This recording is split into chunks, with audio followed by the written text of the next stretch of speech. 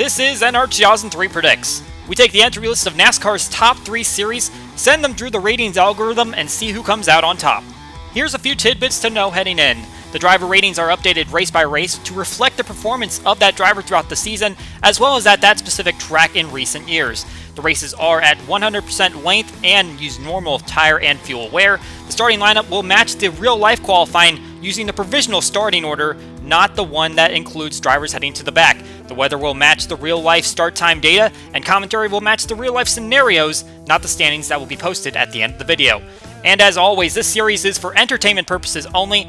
Using artificial intelligence and using the results of this race for gambling purposes is discouraged. The first race at Martinsville to start with an evening time. Ryan Blaney and Eric Almirola make up the front row. Green flag flies under the lights here at Martinsville.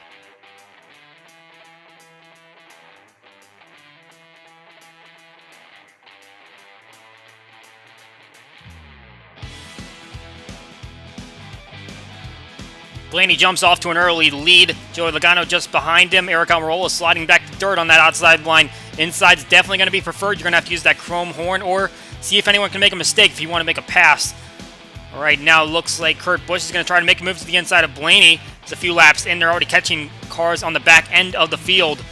And the one car of Busch is going to take advantage of that. Go to the inside of the 12, and Joey Logano just behind. Let's see if he can make a move at the same time.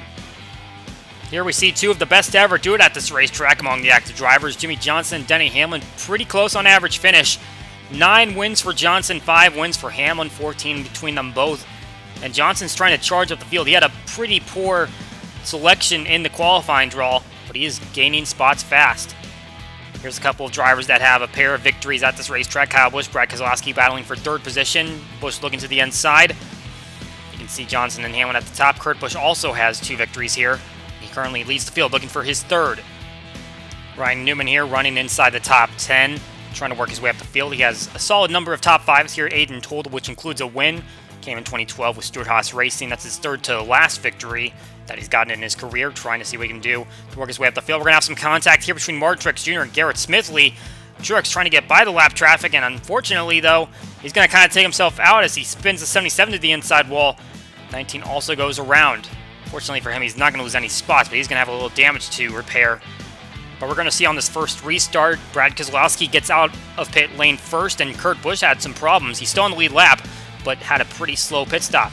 But we're going to have some troubles quickly as Jimmie Johnson and Ty Dillon get together going down the front stretch, and there is where being in the back kind of hurts. Kurt Busch drives into the side of the 13 car. Shouldn't cause him a ton of problems, especially on a short track, but didn't really need to happen except for that slow pit stop. So now we have some varying pit strategy, and Kyle Busch is now the leader. He does have John Hunter Nemechek in front of him, though, so he can't get a good jump. That's going to allow Chase Elliott and Corey LaJoie to try to get their laps back. Elliott had gone a lap down, just getting caught up in the traffic. Kevin Harvick trying to work his way up the field, and he's up to second place, just in front of Erik Jones and William Byron. Harvick with 19 top 10s here, just behind Hamlin and Johnson, as they seem to be leading all these categories. Harvick, the winner of our most recent race at Atlanta. Truex Jr. still trying to see if he can put together a good finish despite getting in an accident. He is still in the 8th position, so clearly that wreck hasn't caused him too many troubles, but still trying to see if he can work his way to the front. We're going to have an issue here just before the end of stage 1. Cole Custer running on the lead lap in 7th place, in fact. He is going to lose that engine, and he is going to go really slowly back to pit lane. We won't have a caution for that, though, but a really tense moment here. Reed Sorensen in the outside wall cuts back down on Erik Jones, and that was a really tense situation there. No caution still. No one went around on that incident, but it was a very close call. It could have been a lot worse for Erik Jones. Kyle Busch, though, will win the stage. Denny Hamlin, his teammate, comes in second. William Byron up third, and a third JGR car, and Erik Jones coming up fourth. Kevin Harvick rounds out the top 5. Jimmie Johnson getting the last point. So Busch will be out in front for this restart to start the second stage. He's going to get the really good jump now that he doesn't have any traffic in front of him. Hamlin going to try to see if he can keep up. That was a really good stage run for William Byron, but he's going to get caught up in a little bit of traffic, and Keselowski's going to go underneath them, going into turns 1 and 2, and Kevin Harvick's going to try to follow. As now the 24 starting to slip back a little bit. Here's a battle for the lead. Kyle Busch trying to deal with the traffic, and Denny Hamlin's catching up. He's going to go to the inside for the lead. The Virginia native definitely runs well here, as we've shown before, but he hasn't won here since 2015, so that's something to keep in mind as he tries to go for his 6th win at the track. Ryan Blaney's trying to unlap himself underneath Kyle Busch. He was able to take over the lead again from Denny Hamlin. Blaney has put up 3 top 5s in the past 4 races, which unfortunately includes a 40th place finish at Bristol, but definitely the speed has started to show up again. Also showing some speed is Chris Buescher, who's inside the top 10, still on the lead lap, trying to fight Martin Truex Jr. and Joey Logano in front of him for a few extra spots and maybe an extra stage point or two. But he's still up there, and he is the highest average driver who hasn't got a top 10 at this track before. Martin Truex Jr. comes down for a pit stop on this long green flag run. Kyle Busch is going to follow from the lead. Denny Hamlin's going to stay out. However, there's going to be some incident here with Kyle Busch as he's trying to go to the inside of the 53 car. They're going to make contact going off of turn 4. That's going to turn the 53 into the wall. David Starr making his first Cup start since 2018. And Busch is kind of trapping himself a lap down because not many people past those two have made a pit stop. Denny Hamlin is the leader, but now Kyle Busch, with the fact that those other guys did have to make pit stops, is going to be out in front and is going to try to maintain his spot in the lead lap. Keselowski is going to try to take advantage of Kyle Busch's absence and try to go underneath Denny Hamlin, who's got Austin Dillon and Kevin Harvick in tow. Meanwhile, Eric Jones is kind of fallen off. Can't see him inside the top 10 anymore, and Keselowski is going to maintain his spot up at the front for this stage. Kevin Harvick, Austin Dillon also able to get by Denny Hamlin, comes in 4th. Joey Logano 5th, and Kyle Busch is going to be able to stay on the lead lap in 6th. Chase Elliott also got on the lead lap once again. So that's a good move for him to try to stay in contention for this one as Keselowski gets out in front on the restart. We mentioned Austin Dillon being up here in this fray, and he runs in the 4th position right now. He has 2 top 5s at this track, although those came in 2016 and 2017. However, he's starting to see a little bit of a resurgence as he runs 14th in standings, putting himself in playoff contention. We're seeing here Keselowski going to the underside of Jimmy Johnson. That's 11th place as he tries to track down Chris Buescher. Johnson, we mentioned, that big-time winner. He's not having quite the kind of day that's going to put him in victory lane, but that's kind of the way his past few seasons have gone. Meanwhile, we see Kyle Busch. He has worked his way back up to the front, and he is going to the lead once again past Keselowski. And we got problems here as Garrett Smithley and Timmy Hill come together in turns 1 and 2, and that half spin is going to bring out a caution. Albon's to field up once again. Still got 5 cars on the lead lap, and Chase Elliott, Kevin Harvick have fallen a lap down.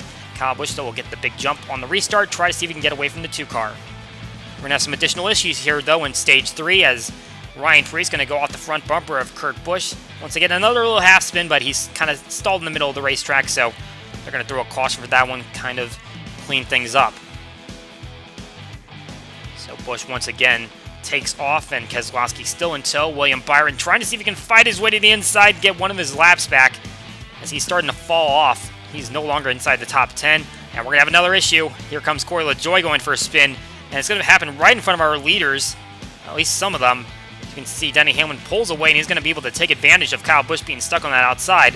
Keselowski will as well. Austin Dillon goes all the way up to 2nd place, as Denny Hamlin now on the lead. Kyle Busch drops all the way back to 4th place, and John Hunter Nemechek is holding his own underneath Denny Hamlin. Here comes Keselowski once again as he is finding his way to the front. We showed that he had 2 wins here at this track, and they've both come in the spring race, which obviously it's a little more toward the summer this time around, but those wins coming in 2017 and 2019, pretty recent for the 2 car. And Alex Bowman having some problems, he goes down to pit lane. Meanwhile, once he comes back on the racetrack, he's going to get into Clint Boyer. I can't imagine the 14 is going to like that, but that half spin is going to bring out another caution here at the track. Been a pretty caution-infested race, and we should mention under this caution that Ricky Stenhouse Jr. went under the hood and then took it back to the garage. It looks like he's done for the night. On this restart, it's Keselowski and Hamlin. 2 will have the inside line all of himself. We mentioned down there Nemechek, he's kind of fallen outside the top 10, but he's put up some pretty impressive performances this year as he kind of keeps his own in the Rookie of the Year battle. Trying to fight off some of those guys that have been well hyped up, like Tyler Reddick, Cole Custer, and Christopher Bell. Obviously, Custer dropped out of the race. He'll finish last place tonight. Here comes Hamlin once again. He's putting up a charge, trying to get by the 2 car. This time he's going to be able to make a move as Keselowski overdrives the corner. And he'll stay on that inside line, trying to see if he can take the spot. He's going to have to wait till turn 3 and 4 to make it stick. But this time he'll get it, and Keselowski going to try to fight back a few laps later. We are coming down to the closing stages of this race. Joey Logano and Kyle Busch seem to be nowhere in sight. A little bit of contact between these two, door slamming down the backstretch, and that's trying to give the pick on Chris Buescher. Keselowski takes the lead. White flag out. Denny Hamlin going to try to fight back, but he overdrives the corner a little bit, trying to see if he can make something work. He goes up, and Eric Jones to his inside. That's not going to be helpful for him, as Brad Keselowski has the inside, heading into turns 3 and 4.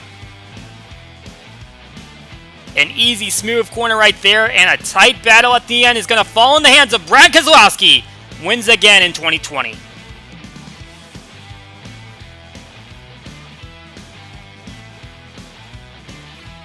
That'll be Keselowski's third win in 2020. He won at Charlotte, he won at Bristol.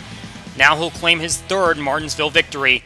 All of them coming in the past 3 years. Hamlin comes up second, Joey Logano, Kyle Busch down the lead lap, Austin Dillon with a third top 5 to his resume. Chase Elliott comes in at 6th place. Clint Boyer, Kevin Harvick, some teammates there, 7th and 8th. Eric Jones, 9th place. Kurt Busch, 10th. We saw his hood come off the car. He obviously got a little banged up in this race. Ryan Blaney, Eric Almirola, Chris Buescher having some solid days, but would have liked to go for a top 10. John Hunter Nemechek holds his own in 15th, although he was running out there in the top 10 late. Christopher Bell looking for some better finishes. Got to say a top 20 is going to be better for him going forward. Jimmy Johnson, William Byron just barely inside the top 20. William Byron had gotten points in both of those stages, but falls all the way back there. Matt Benedetto, Bubba Wallace just outside the top 20. Alex Bowman, we saw him have that unexpected pit stop. Cost him a lot of spots, and he drops all the way back to 25th. The damage on Ty Dillon's car was too much for him as he drops all the way back to 36th after his accident. Among the dropouts, Ricky Stenhouse Jr., Reed Sorensen, and Cole Custer. That is it for NR2003 Predicts. We hope you enjoy the race, and we will see you all next time.